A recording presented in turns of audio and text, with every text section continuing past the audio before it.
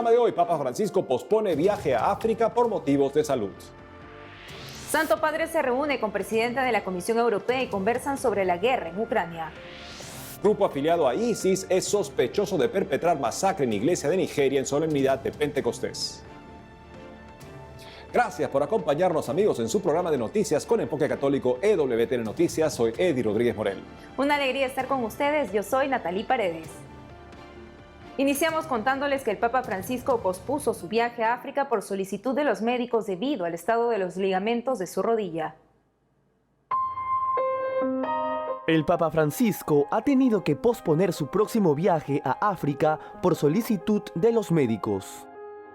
Como se sabe, el viaje apostólico internacional estaba previsto del 2 al 7 de julio para ir a la República Democrática del Congo y a Sudán del Sur.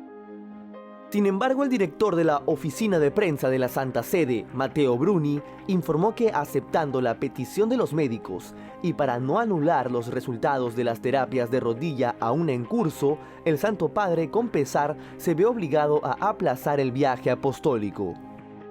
Además, la autoridad vaticana añadió que la nueva fecha del viaje quedará por definir. El obispo de Roma, de 85 años, ha estado sufriendo por el estado de sus ligamentos en la rodilla que limitan su capacidad para caminar y se encuentra usando silla de ruedas durante sus apariciones públicas desde el mes pasado. Aún así, todavía tiene programado visitar Canadá del 24 al 29 de julio.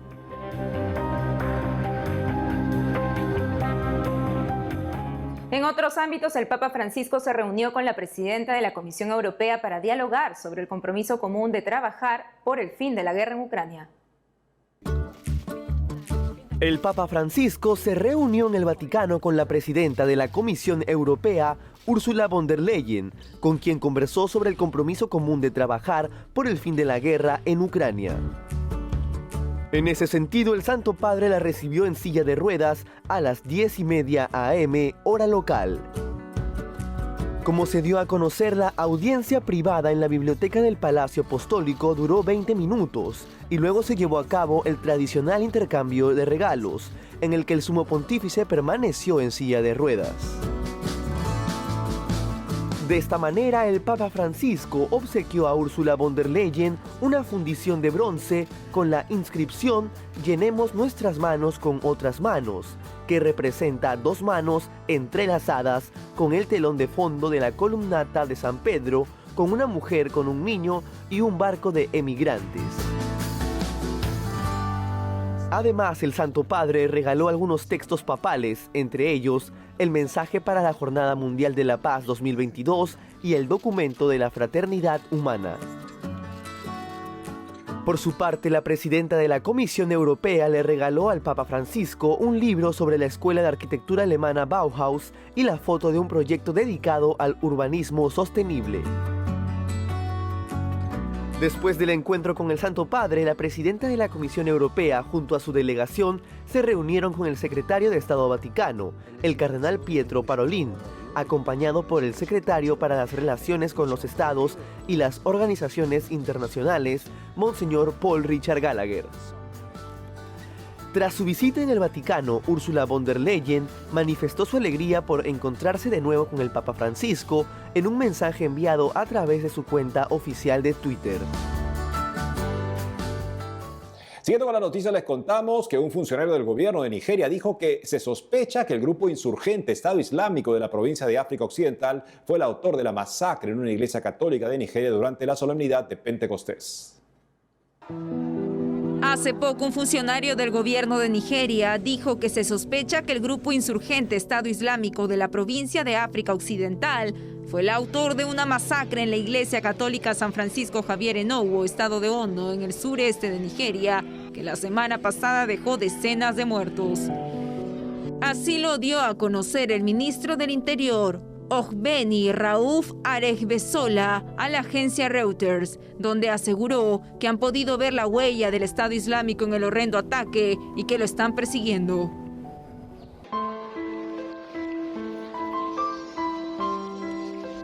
Como se recuerda, en el ataque del 5 de junio pasado, hombres armados abrieron fuego contra fieles católicos que asistían a las celebraciones de Pentecostés y mataron a balazos a decenas de fieles. El número oficial de muertos por el ataque, según Reuters, actualmente es de 40, con 61 heridos aún en el hospital. Cabe indicar que el grupo insurgente Estado Islámico de la provincia de África Occidental es un grupo terrorista extremista que ha matado a miles de cristianos y desplazado a millones de personas en Nigeria y los países vecinos en los últimos años. En todo este contexto, la diócesis de Ondo en Nigeria pidió ayuda para aliviar el sufrimiento de las víctimas y sus familias.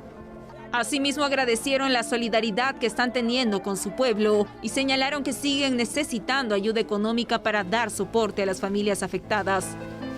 En ese sentido, anunciaron que tienen una nueva cuenta bancaria donde se pueden hacer donaciones financieras que serán utilizadas para brindar alivio a las víctimas y a la Iglesia Católica. Las personas interesadas en apoyar pueden donar a la cuenta bancaria que aparece en la pantalla. Oremos por el alma de los fallecidos y también por la salud de los heridos y para que pronto se arreste a los responsables. En otras informaciones, el Papa Francisco recibió al primer ministro de la República Checa, con quien habló sobre las buenas relaciones entre la Santa Sede y su país. El Papa Francisco recibió en audiencia a Petr Fiala, primer ministro de la República Checa, que posteriormente se reunió con el cardenal Pietro Parolin, secretario de Estado.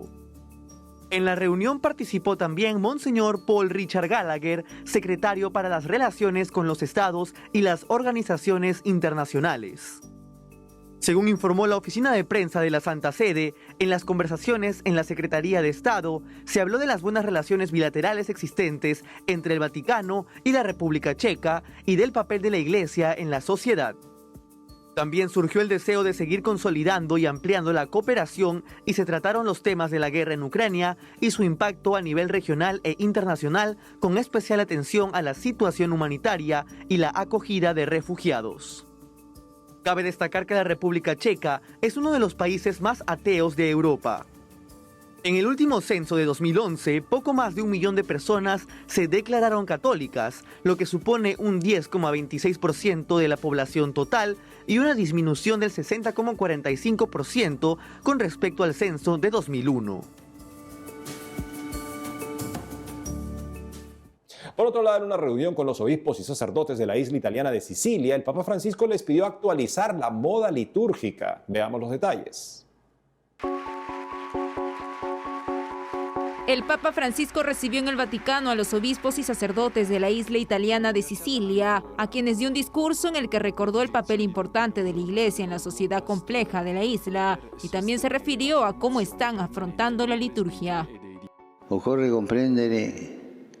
Es necesario comprender cómo y en qué dirección vive Sicilia, el cambio de época y qué caminos podría tomar para anunciar en las fracturas y coyunturas de este cambio el Evangelio de Cristo.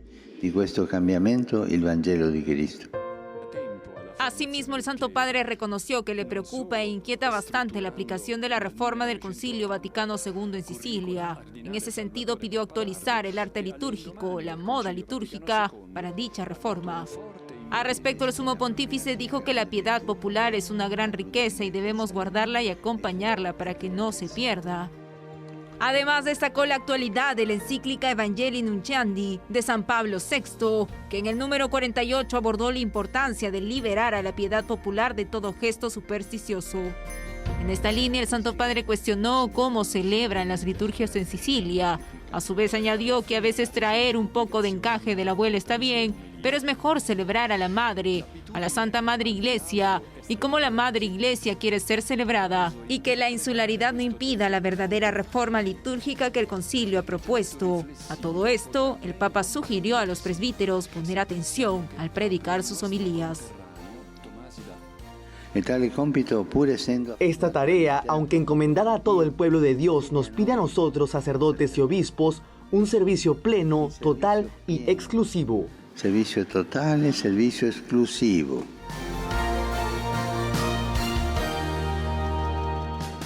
Ahora les contamos que Asiprensa realizó un informe en el que analiza las especulaciones de que el próximo viaje del Papa Francisco a la ciudad italiana de L'Aquila a fines de agosto podría ser el preludio de su renuncia. Conozcamos los detalles. El sábado 4 de junio, la oficina de prensa del Vaticano anunció que el Papa Francisco visitará la ciudad italiana de L'Aquila a fines de agosto de este año. El anuncio provocó especulaciones sin fuentes de que el viaje podría ser el preludio de la renuncia del Santo Padre, que ya tiene 85 años de edad, 9 de ellos como sucesor de San Pedro. Una nota de Así Prensa dio a conocer algunas reflexiones al respecto. La ciudad de L'Aquila es el lugar donde está sepultado el Papa Celestino V, que lideró a la Iglesia Católica durante solo 5 meses antes de su renuncia el 13 de diciembre de 1294. Cuando el Papa Benedicto XVI se convirtió en 2013 en el primer Papa en renunciar en casi 600 años, los vaticanistas recordaron que había visitado la tumba de Celestino V algunos años antes. Ese episodio hizo que más de uno sugiriera que ese acto simbolizaba su voluntad de renunciar al pontificado. Ahora el Papa Francisco será quien viaje a L'Aquila el domingo 28 de agosto, un mes que suele ser tranquilo en el Vaticano por las vacaciones de verano. Es preciso mencionar que días después de que el Papa Francisco se sometiera a una cirugía de colon en julio de 2021, corrieron rumores en las redes sociales que afirmaban que el Papa planeaba renunciar en las próximas horas. Sin embargo, y rápidamente se demostró que la especulación era falsa. Un flujo constante de teorías de renuncia siguió apareciendo a lo largo de 2021 y este año por los problemas de salud que tiene. A todo esto es preciso destacar que el Papa Francisco nunca ha dicho explícitamente que tenga la intención de dimitir. Por el contrario, señaló que cuando un papa está enfermo corre brisa o huracán de cónclave. Además, refiriéndose a los rumores de renuncia que parecían originarse en su tierra natal, Argentina, agregó que no sabía de dónde sacaron que renunciaría cuando ni se le ha pasado por la cabeza. Amigos, tenemos que hacer una pausa, pero al volver, Iglesia Católica en Estados Unidos resalta hito en la lucha contra los abusos sexuales. Además, sacerdote que es doctor en teología moral responde si es pecado donar órganos. Ya retornamos con más noticias con Enfoque Católico.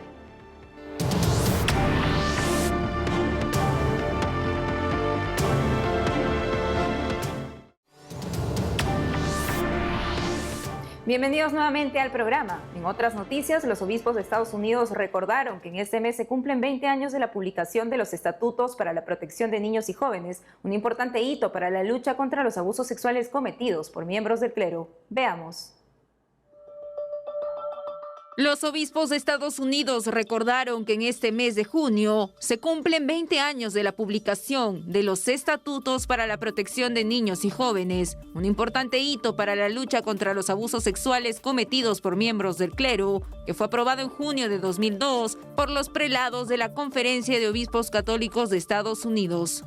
Al respecto, por medio de una declaración, el arzobispo de Los Ángeles y presidente de la Conferencia Episcopal de Estados Unidos, Monseñor José Gómez, afirmó que este aniversario no es un momento de celebración, sino un momento para la continua vigilancia y determinación.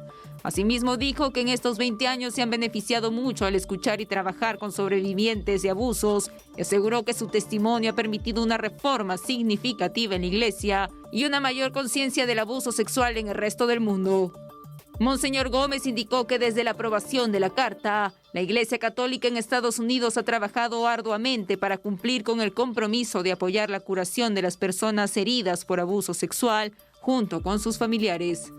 El arzobispo de Los Ángeles explicó que ahora en Estados Unidos son millones los niños y adultos que han sido capacitados para detectar los signos de comportamiento abusivo. En esta línea, el arzobispo de Los Ángeles resaltó que en estos 20 años los obispos de Estados Unidos se mantienen firmes con el compromiso del Papa Francisco de que se debe hacer todo lo posible para librar a la Iglesia del flagelo del abuso sexual de menores y para abrir caminos de reconciliación y sanación para quienes fueron abusados. En otras informaciones, un hombre armado que amenazó con matar al juez Brett Kavanaugh de la Corte Suprema de Estados Unidos fue arrestado y acusado de intento de homicidio. Un hombre armado que amenazó con matar al juez Brett Kavanaugh de la Corte Suprema de Estados Unidos fue arrestado cerca de la casa del magistrado y fue acusado de intento de homicidio. Según informa el New York Times, el hombre fue identificado como Nicholas John Rosk, quien dijo a las autoridades que había viajado desde California para matar al juez Kavanaugh. La distancia aproximada entre California y el condado Montgomery, donde reside el juez, es mayor a 3.800 kilómetros. Fuentes anónimas indicaron al Washington Post que Ross llevaba al menos una arma y herramientas para un robo. Asimismo, un oficial dijo a Associated Press que el hombre tenía una pistola y un cuchillo. El hombre, que no llegó a la casa de Kavanaugh, fue arrestado en una calle cerca de la propiedad del juez en el condado de Montgomery, estado de Maryland.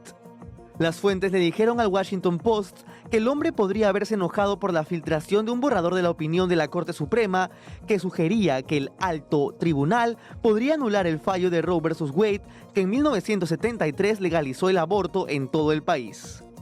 Las fuentes también le dijeron al medio de noticias que el hombre estaba enojado por los recientes tiroteos masivos en Estados Unidos. En otras informaciones, la Iglesia Católica Queen of the Rosary en Texas sufrió una explosión y terminó incendiándose, dejando a una persona herida. Una persona resultó herida en un incendio que envolvió a la Iglesia Católica Queen of the Holy Rosary en Hastings, Texas, el jueves por la mañana, y que según el departamento del alguacil del condado local, parece haber sido causado por una fuga de gas. Según un comunicado de prensa de la oficina del alguacil del condado de Fayette, los despachadores recibieron llamadas de una explosión en la iglesia poco antes de las 6:30 a.m. Por lo general, la iglesia tiene misa a las 7 de la mañana los jueves. Según las autoridades, una mujer estaba en la iglesia encendiendo una vela cuando ocurrió la explosión. Después de acudir al lugar del incendio, descubrieron a una anciana con quemaduras que fue trasladada de inmediato al hospital del Seton en Austin. Asimismo, el comunicado de prensa dice que los primeros en responder recopilaron información que indica que el incendio pudo haber sido causado por una fuga de gas y ya se encuentran realizando la investigación respectiva. Ahora les contamos que hace poco se conmemoró el Día Mundial de los Pacientes Transplantados. Por ello, nos vamos hasta Ecuador para conectarnos con el padre Juan Carlos Vázquez, doctor en Teología Moral y fundador de dignidadyderecho.com, quien nos comentará sobre la importancia de comprender el acto espiritual de la donación de órganos. Padre Juan Carlos, qué gusto tenerlo con nosotros nuevamente en el programa.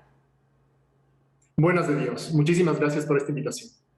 Padre, algunas personas que inician en el conocimiento de la fe podrían cuestionarse si es pecado o no donar órganos durante su vida o al momento de morir. ¿Qué nos dice la Iglesia al respecto? La Iglesia es súper clara al respecto y con su sabiduría nos ilumina en el hecho de que donar es un acto de caridad muy grande, pero que siempre hay que preguntarse por las intenciones que hay en la donación.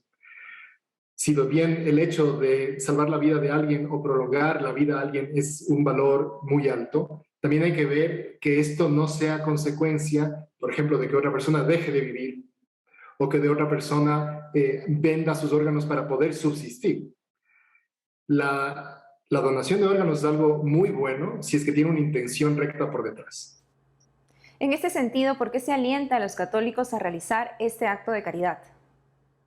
Porque es un acto de caridad suprema, es un acto de caridad que va más allá de los límites, por ejemplo, caritativos de una donación monetaria o de entregar tu tiempo, ¿no? Es una cosa que todos los que están habilitados pueden hacerlo, especialmente cuando uno está cerca de la muerte y puede donar sus órganos una vez que ha muerto, ¿no?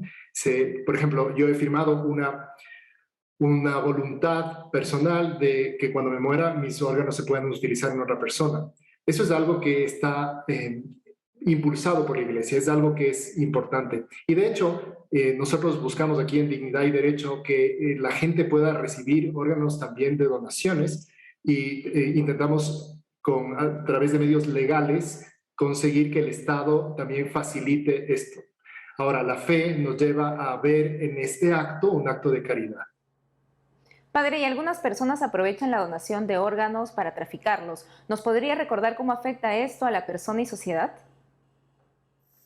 El tráfico de órganos es tal vez una de las consecuencias terribles que tiene esta bendición de tener la posibilidad de hacer trasplantes.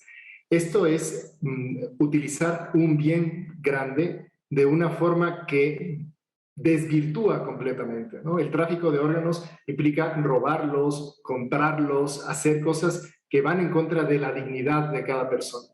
Hay que darse cuenta que el valor de la vida humana es tan alto que todo lo que implica utilizarlo como un medio para sacar dinero, no sé, para conseguir, aunque sea la vida de otras personas, siempre está mal. Y eso es una cosa con la que siempre tendremos que estar atentos de que no ocurra, para que no se desvirtúe este gran don de poder alargar la vida o sanar enfermedades que hasta ahora eran más difíciles de sanar. Finalmente, ¿cuál es el mensaje global que deja la Iglesia sobre la importancia de comprender el acto espiritual de la donación de órganos? A mí me parece que la teología ha ido profundizando cada vez más y nos anima a que los cristianos tengamos esta visión mucho más amplia de lo que es la fe y de lo que es un acto de caridad. La Iglesia nos impulsa a que seamos cada vez más caritativos, que seamos cada vez mejores personas, mejores cristianos. Y me parece que estas jornadas, como este Día Internacional, nos ayuda a todos a revalorizar la importancia de tener un acto de caridad final con nuestro cuerpo y también un acto de caridad final con unas personas que tal vez ni conocemos, pero que sabemos que Dios también actuará en esas personas a través de nuestro amor a los demás. Padre Juan Carlos Vázquez, doctor en Teología Moral y fundador de dignidadyderecho.com, gracias por haber estado con nosotros en EWTN Noticias. Muchísimas gracias por la invitación y hasta la próxima. Gracias nuevamente, Padre. Por otro lado, les contamos que el grupo musical católico C7 lanzó su nuevo sencillo titulado Siempre, una declaración de confianza al amor de Dios. Veamos una parte de esta canción. Siempre has estado a mi lado cuando sola me sentía. Siempre has tenido tu mirada fija en mí. Siempre has querido que mi vida sea solo para ti. Siempre te has dado por completo para mí. Te sigues dando por completo para mí.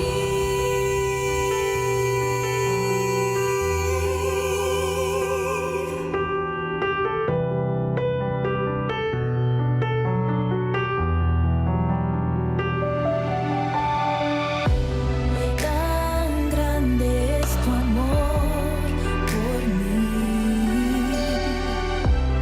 Tan grande es tu amor. Yeah. Tan grande es tu amor por mí. Tan grande es tu amor. Tan grande es tu amor. Y en la siguiente nota les contamos 6 requisitos básicos que la Iglesia Católica pide para contraer el sacramento del matrimonio. La Arquidiócesis Primada de México difundió a través de sus redes sociales 6 requisitos básicos que deben cumplir los novios para contraer matrimonio en la Iglesia Católica. El primero de los requisitos señalados por la Arquidiócesis de México es que los novios deben solicitar en su iglesia una presentación matrimonial para la cual deben presentar su fe de bautismo actualizada para matrimonio. El segundo requisito es que un sacerdote deberá realizarles una entrevista para verificar que actúan por su propia voluntad y no existe impedimento para casarse.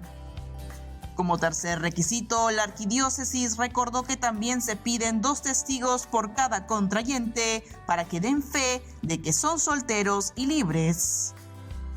Asimismo, como cuarto requisito para casarse por la Iglesia Católica, los novios recibirán una formación catequética sobre el sacramento del matrimonio, mientras que en el quinto requisito indicado es que se deberán realizar las amonestaciones y avisar a las iglesias de origen para verificar que no contrajeron antes el sacramento del matrimonio.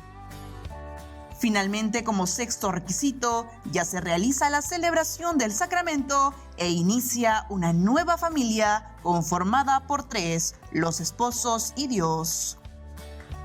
Vale precisar que estos no son los únicos requisitos para un matrimonio católico.